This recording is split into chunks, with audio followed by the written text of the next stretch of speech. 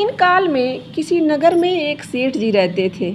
उनके 7 पुत्र थे और सातों शादीशुदा थे। उनकी सातों बहुएं एक से एक रूपवंती और गुणवंती थी और सभी मिलजुल कर एक साथ रहती थी। ऐसा कहा जाता है कि उनकी जो छोटी बहू थी वह बहुत रूपवंती, गुणवंती और ज्ञानी महिला थी। तो एक समय की बात है, यही नागपंचमी का त्यौहार आने वाला था। उनकी जो बड़ी बहू थी उन्होंने अपनी देवरानियों से कहा कि चलो हम सभी मिलकर गांव के बाहर जो मिट्टी का खाना है वहाँ से पीली मिट्टी लेके आते हैं घर लीपने के लिए। पहले के ज़माने में पीली मिट्टी से ही घर लीपा जाता था। तो घर लीपने के लिए वो लोग मिट्टी लाने चल दी। खुरपी और डलिया लेकर साथ में सातों के सातों मिट्टी के खाने तक पहुँच गए। जब वहाँ पे वो लोग मिट्टी खोद रही थी, उसी समय मिट्टी के खाने में एक बिल निकला। उस बिल में से एक सांप निकला। सांप को देखकर बड़ी बहू ने उसे मारना शुरू कर दिया। तब छोटी बहू ने कहा कि दीदी नहीं मारो इसे, ये निरपराध है, इसने क्या किया, इसने तो कुछ भी नहीं किया। हम ही तो इसके घर के पास मिट्टी खोदने आए हैं ना, और कोई किसी का घर खोदेगा तो उसमें जो जीव रहेगा वो तो निकलेगा ही ना। ऐसा सुनकर बड़ी बहू ने छोटी बहू की बात मानते हुए उस सांप को छोड़ दिया। वह सांप थोड़ी दूर पर जाकर बैठ गया और देखने लगा। जब सब बहुएं मिट्टी लेकर घर की तरफ चलने लगी तो छोटी बहू ने कहा कि भैया आप मेरे साथ चलो मेरे घर। ऐसा सुनकर सांप ने छोटी बहू के साथ चलने का सोच लिया और उसके साथ चला आया। जब दोनों घर के बाहर पहुँचे तो छोटी बहू ने उस सांप से कहा, भैया आप यहीं वृक्ष के नीचे बैठो, मैं अभी आती हूँ। ऐसा कहकर वह घर के अंदर चली गई। सांप उसी पेड़ के नीचे बैठकर उस छोटी बहू का इंतज़ार करने लगा। लेकिन वह अंदर गई तो उसके पास इतना काम था कि वह व्यस्त हो गई और उसने सांप से किया हुआ वादा भूल गई वो। फिर अगले दिन जब उसे एकाएक ध्यान आया कि मैंने तो किसी को कहा था कि आप यहीं बैठे रहिए, तब वह एक कटोरे में दूध भरकर लेकर और वहाँ पेड़ के नीचे पहुँची तो देखा सांप वहीं बैठकर इंतज़ार कर रहा था। उसने कहा, भैया मुझे क्षमा कर देना, मैंने आपको बोला था कि आप यहीं बैठे रहिए, मैं अभी आती हूँ, और मैं अंदर जाके काम में इतनी व्यस्त हो गई कि मैं भूल गई। तब सांप बोला कि देखो तुमने मेरे साथ जो झूठ बोला है, मुझे इतना क्रोध आया था कि मैं तुम्हें अभी डस लूँ, लेकिन तुमने मुझे भाई कहा है, इसलिए आज से तुम मेरी बहन हुई और मैं तुम्हारा छोटा भाई। यह सुनकर छोटी बहू की आंखों में आंसू आ गया और उसने कहा कि भैया मेरा भी इस संसार में कोई है नहीं, मुझे आज एक भाई मिल गया। तब सांप ने कहा कि हाँ बहन, मुझे भी एक बहन मिल गई, तुमने मेरे प्राणों की रक्षा की है, तुम मांगो तुम्हें जो चाहिए। इस पर छोटी बहू ने कहा कि भैया मेरा तो इस दुनिया में कोई है नहीं, बस एक विनती है कि मैं जब भी आपको पुकारूं आप ज़रूर उपस्थित हो जाना। सांप ने कहा ज़रूर बहन, मैं ज़रूर आऊँगा। ऐसा कहकर सांप वहाँ से चला गया। संजोगवश श्रावण का महीना चल रहा था और सभी बहुएं अपने अपने पीहर जा रही थी सावन में घूमने के लिए, झूला झूलने के लिए। लेकिन छोटी बहू का तो कोई था ही नहीं, तो वो किसके साथ जाती। सारी बहुओं ने मिलकर उसे चिढ़ाना शुरू कर दिया कि तुम्हारा तो कोई है ही नहीं, तुम किसके साथ जाओगी। यह सुनकर छोटी बहू रोने लगी और उसने अपने भाई को याद किया, सांप को। उसी समय वह सांप वहाँ उपस्थित हुआ और उसने एक मनुष्य का रूप धारण करके और आके सेठ जी से कहा कि मैं आपकी छोटी बहू का भाई हूँ, आप मुझे इसके साथ, आप मेरे साथ इसको भेज दीजिए, मैं इसको कुछ दिनों के लिए अपने पास लेके जाना चाहता हूँ।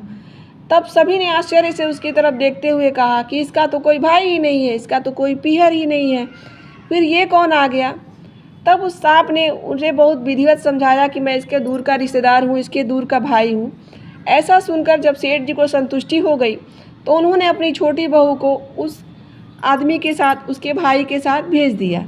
जब कुछ दूर चलने लगे दोनों, तब छोटी बहू ने उस आदमी से पूछा कि भैया आप कौन हो, मैं तो आपको नहीं जानती। तब उसने अपना असली रूप धारण करते हुए कहा, बहन मैं वही नाग हूँ जिसे तुमने अपना भाई माना है, मैं तुम्हें नागलोक ले जाने आया हूँ, तुम डरना नहीं, तुम मेरे पीछे पीछे चलो और जब नागलोक की तरफ प्रवेश करने लगेंगे तो तुम मेरी पूँछ पकड़ लेना।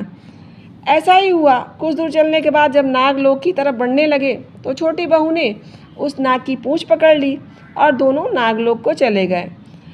उस नाग ने अपनी माता से कहा कि माता जी, यह हमारी छोटी बहन है, यह पृथ्वी लोक पर रहती हैं। इनका पृथ्वी लोक पर कोई पीहर नहीं है, न इनके कोई माता पिता हैं, इसलिए मैं इन्हें अपना छोटी बहन बनाकर लेकर आया हूँ।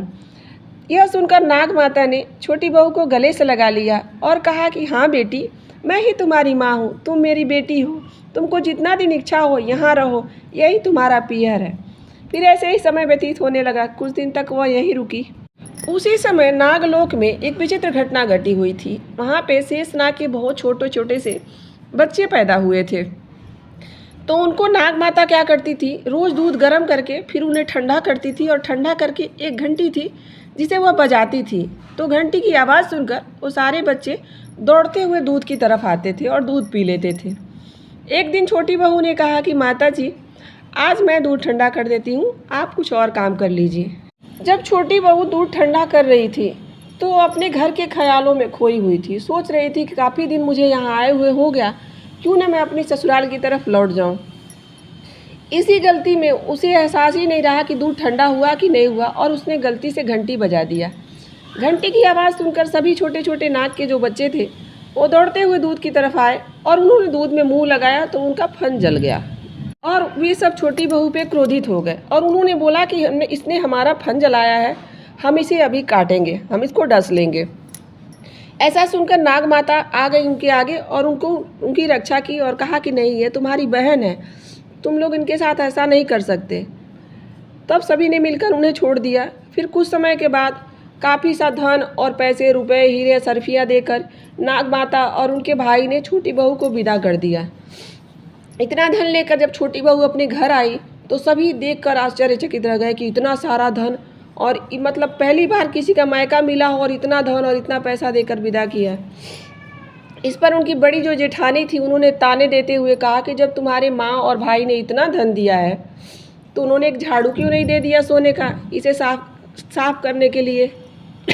जब यह सब बात चल रही थी उसी समय वह वहाँ उपस्थित हो गया और उसने एक सोने का झाड़ू देते हुए कहा कि बहन, तुम ये भूल गई थी, माँ ने ये तुम्हारे लिए भिजवाया है। उसमें से जो सामान था जिसमें वो जो सोने और हीरे सरफिया थी, उसमें उनकी माँ ने एक ऐसा हार दिया था जो एकदम दिव्य और अलौकिक था, जिसकी चर्चा पूरे नगर में होने लगी। उसकी चर्चा जब वहाँ की रानी तक पहुँची तो उन्होंने वो हार पहनने की इच्छा व्यक्त की। तब राजा ने खबर भिजवाया सेठ जी के पास कि जो आपके वहाँ आपकी छोटी बहू के पास दिव्य हार है वो मेरी महारानी पहनना चाहती हैं, आप उसे तुरंत प्रभाव से भिजवा दीजिए। तब सेठ जी ने छोटी बहू से वह हार मांगकर और राजा को दे दिया। यह देखकर छोटी बहू बहुत दुखी हुई और उसने सोचा कि वह तो मेरी माँ की निशानी थी, मैंने तो अपनी माँ को बचपन से देखा ही नहीं, लेकिन जो भी मेरी माँ मिली उसने अपना निशानी समझकर मुझे दिया और रानी ने मेरा हार ले लिया। यही सोचते हुए छोटी बहू दुखी होते हुए उसने अपने भाई को याद किया। उसका भाई तुरंत वहाँ पे प्रकट हो गया और उसने आकर कहा कि बहन, तुम दुखी ना हो, वह हार रानी पहन नहीं पाएगी। जब रानी ने उस हार को देखा तो उनकी आंखें चौंधिया गईं, क्योंकि इतना सुंदर हार था, और उन्होंने तुरंत उसको अपने गले में डाल लिया। रानी ने जो ही हार को अपने गले में डाला वह हार नाग में बदल गया और रानी घबराकर उसे फेंक दी। तब राजा ने तुरंत सेठ जी को बुलवाया। राजा के बुलाने पर सेठ जी और उनकी बहू वहाँ पर गए। तब राजा ने कहा कि क्यों रे, तुमने कौन सा ऐसा जादू कर दिया है इस नाग पे, इस हार पे, कि मेरी रानी ने जब इसको गले में डाला तो ये नाग बन गया। तब छोटी बहू ने समझाते हुए कहा कि राजन, क्षमा कर दीजिए, इसमें मेरी कोई गलती नहीं है, यह हार ही ऐसा है, यह नागलोक की माता ने हमें दिया है गिफ्ट में। मुझे छोड़कर कोई भी अगर इसे गले में धारण करेगा तो वह नाग में बदल जाएगा। तब राजा को छोटी बहू ने सारी कहानी कह सुनाई और सबने मिलकर नाग देवता को प्रणाम किया। तो ये थी नाग पंचमी की कहानी। कैसी लगी कमेंट करके ज़रूर बताइएगा।